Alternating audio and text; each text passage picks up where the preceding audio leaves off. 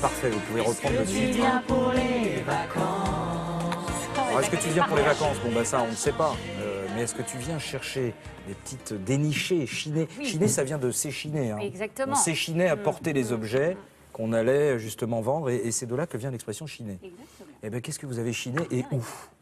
Écoutez, nous sommes allés dans 2 jolis petits villages de la Bourgogne. Je n'ai qu'une envie, c'est d'y retourner parce que c'est vraiment magnifique. On est allé tout d'abord à Châteauneuf, entre Beaune et Dijon. Alors on est vraiment là au cœur de la Bourgogne.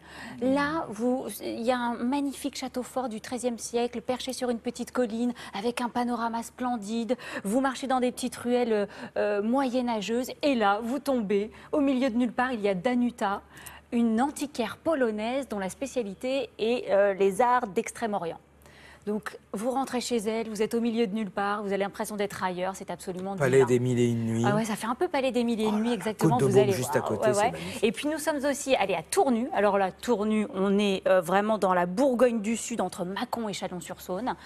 Et alors là, Tournu, 6000 habitants, 3 restaurants étoilés, une magnifique abbaye du XIe siècle. Enfin, des trucs, vraiment, c'est super. Il faut y aller, non seulement pour chiner, mais pour visiter.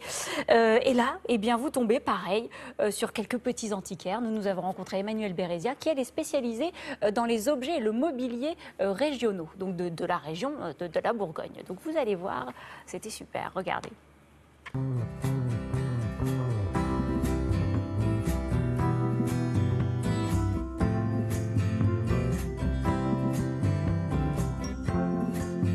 Bonjour Emmanuelle. Bonjour Mélanie, bienvenue en Bourgogne, bienvenue à Tournu. Alors vous, ce que vous aimez ici, ce sont les artistes régionaux. Oui, justement, je voulais vous présenter des œuvres de Désiré Mativet, qui est né ici à Tournu à la fin du 19e siècle et qui a eu l'avantage de travailler dans l'atelier de Rodin. Et il a vraiment un style très particulier. C'est très pur. C'est pur, c'est très concis. Très simple. Voilà, c'est la beauté épurée.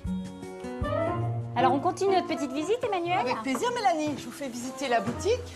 Oh, il y a une très jolie coiffe là. Ah oui, ça c'est la coiffe bressane. Oh là là. Vous voulez que je la mette? Oui, oui, allez-y, montrez-nous comment... donc ça faisait partie du costume traditionnel bressois. Traditionnel bressan. Bressan. C'est pas simple à mettre, il fallait les épingles à chapeau. Ah, c'est magnifique. Il y a ici beaucoup de mobilier régional. Oui, justement Mélanie, je voulais vous présenter la plus belle pièce de la boutique, la crédence horloge. Oh, c'est une horloge intégrée au meuble. Et ça, c'est vraiment typique de la région mâconnaise. Très beau galbe. Et oui, c'est tout en mouvement. C'est la corniche galbée en escargot. Et là, c'est vraiment le meuble qu'on mettait dans la salle à manger pour montrer qu'on avait de l'argent, qu'on avait réussi. On avait un très beau meuble comme ça en fond de pièce. Eh bien, merci Emmanuelle pour cette petite visite bourguignonne.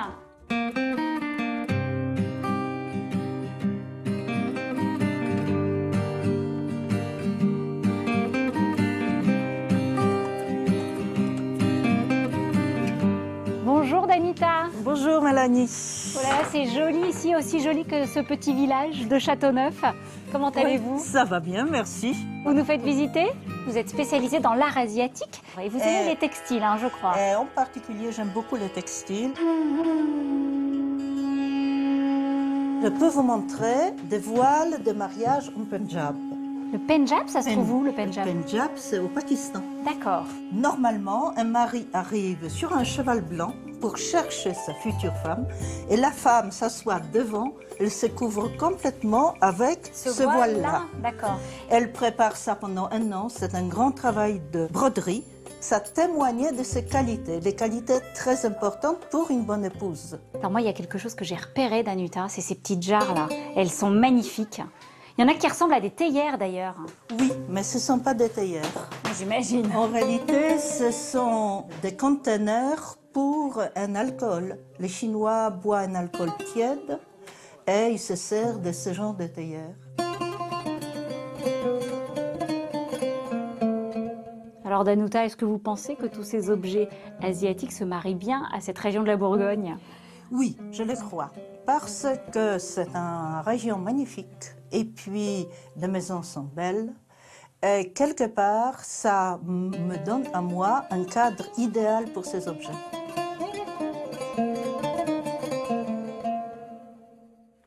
Et de cette petite visite, vous nous avez ramené Oui, un objet. regardez ce beau petit carré de tissu. Il est brodé en soie. À votre avis, ça servait à quoi? Pourquoi il y a deux trous? Petite devinette. Moi, j'ai trouvé. Alice. Je pense que c'était pour braquer Ah oui. les banques, mais avec élégance. Ou les mains. Non, en Et fait- le gars, il classe tout de suite. Vous avez vu les coiffes de mariage, là? Eh bien ça, en fait, lors des mariages au Rajasthan, il y avait toujours un cheval. Le marié arrivait sur son cheval, il venait blanc. chercher sa femme, et puis il se baladait dans les villages, il paradait dans les villages avec sa femme. Et donc sur le cheval, c'était quelque sorte. Et le cheval ornemental portait pour ça. le cheval. C'était pour passer les oreilles du cheval. Voilà, Parfait. ça c'est des petites choses très jolies qu'on trouve chez Merci Danita. Mélanie. On va retrouver tout de suite Olivia de Lamberterie et ses conseils de lecture. Alors,